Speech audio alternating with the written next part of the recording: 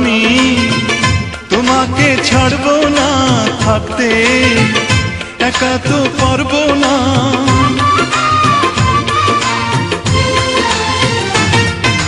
না না ভেঙো না আমার মন, আমি তোমার খুব আপনজন। মিষ্টি মিষ্টি কথায় আমার একটু বলে যাও ও